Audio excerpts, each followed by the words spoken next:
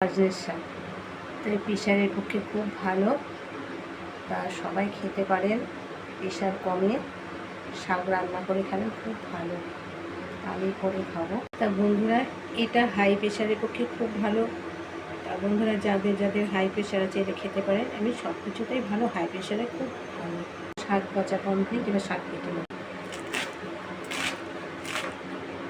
আমার শাক কাটা কমপ্লিট, শাকটাকে ধুয়ে নেব।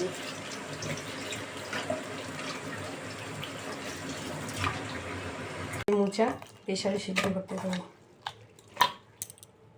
প্রেশারে দেবো, কারণ এখন যা গ্যাসের সমস্যা, ওর জন্য প্রেশারেই দিতে হচ্ছে আমাকে। প্রেশারে না দিলে কিছু করার নেই, কারণ হচ্ছে ওটা সিদ্ধ হতে একটু টাইম খাবে, গ্যাস অনেক পড়বে, ওর জন্য। কড়াইতে তেল দিয়ে দেবো, কালো জিরে আর শুকনো লঙ্কা ফোড়ন দিয়ে দিলাম, লঙ্কা দিয়ে দিলাম, প্রথম শাকটা দিয়ে বন্ধুরা এই যে লবণ দিয়ে দেবো, এগুলো দিয়ে দেবো, নাড়াচাড়া করে তাই জল দিয়ে দিলাম।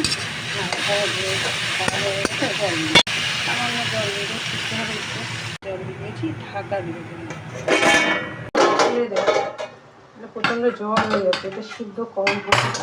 নারকেল শাক তো অত ভালো সিদ্ধ হয় না, যাদের বন্ধুরা এরকম করে খাবে বেশ ভালো লাগবে। সিদ্ধ হয়ে গেছে, ঝালটা দিয়ে দেবো। নাড়ি ফেলবো, হয়ে গেছে শাকটা নাড়ি ফেলবো, শাক হয়ে গেছে, এদিকে নাড়ি ফেলবো। রান্না করা হয়ে গেছে আমার। বন্ধুরা এই যে ডাল, ডালের কাটা দিয়ে দেবো, ডালটাকে, মটরের ডাল তো দিয়ে দেবো। বন্ধুরা এই যে পাঁচফোড়ন আর শুকনো লঙ্কা ফোড়ন দিয়ে দেবো। এগুলো তো লবণগুলো দেওয়া আছে বন্ধুরা, হলুদ দিয়ে দেবো আর লবণ দিয়ে দেবো, ডালের ভেতরে। হয়ে গেছে, নাড়িগুলো হয়ে গেছে, নাড়িয়ে এই যে ডালটা নামিয়ে ফেলবো, ভেজে নেবো।